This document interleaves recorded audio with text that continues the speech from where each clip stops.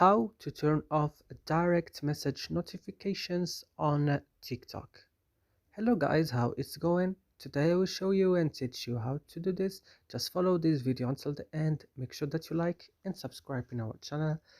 So let's start. First you will just go to TikTok, open it, and then when your TikTok is opening guys, go to profile here, open your profile, then go to this three line at the top of the screen.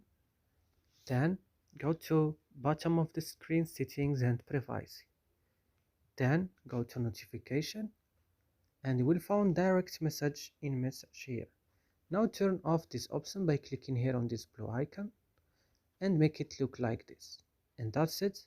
I hope this video is useful for you. Don't forget to like and subscribe in our channel. See you next video.